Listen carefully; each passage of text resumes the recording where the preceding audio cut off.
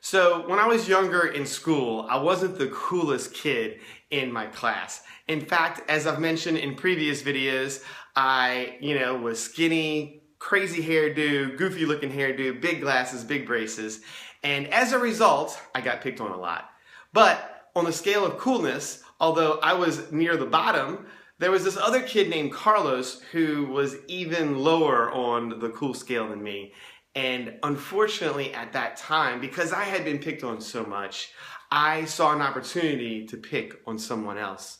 And over a few weeks, I was really just being mean to him and calling him names. And I remember this one time where I actually grabbed him for no reason at all other than a lack of self-esteem on my part. I grabbed him and pinned him up against the wall and was saying mean and horrible things to him. And I remember he started to cry.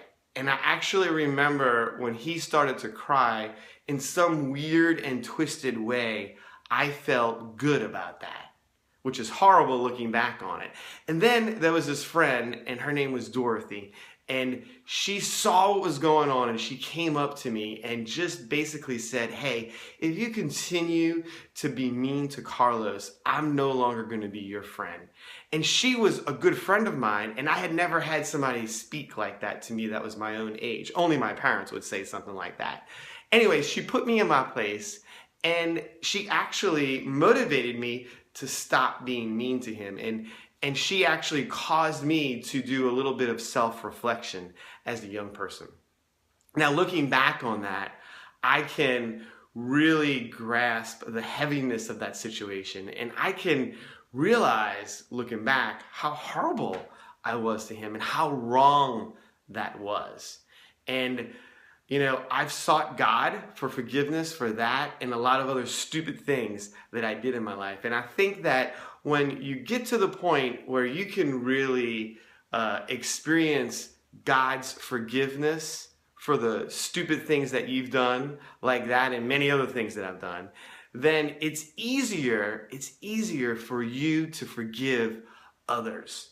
And the students in your ministry, on some level, they've got stuff going on in their lives. And when they can really experience God's forgiveness for whatever it is that they've done, it's easier for them to forgive others. And I heard it said before that when you see the fruit, you don't know the root. And what that means is, like, there's a plant and you can see maybe bad fruit hanging from that tree.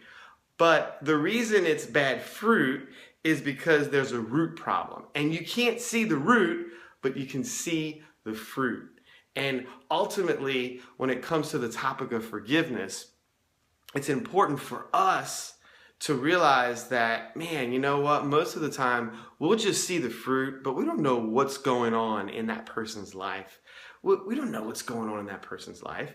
And we can even go to God and say, "Hey, God, can you just show me the root? Help me see the person the way that you see them. Give me eyes to look at this person like you see them."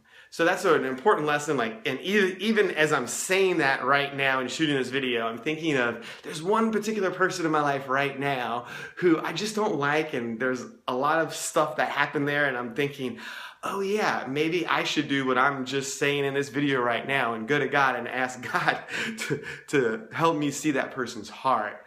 Because it's easy to say it, it's easy to teach it, it's easy to hear this teaching like your students might, but it's harder to walk it out and to actually, go to God, experience that forgiveness, and then really forgive other people. Anyway, I hope that this lesson is a really good lesson for you to use with your students in your ministry.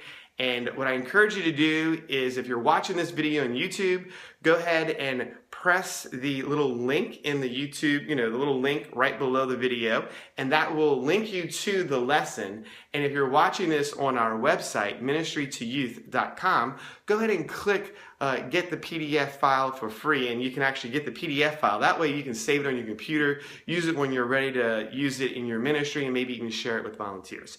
My name is Nick Diliberto, creator of ministrytoyouth.com, and thanks for watching this video.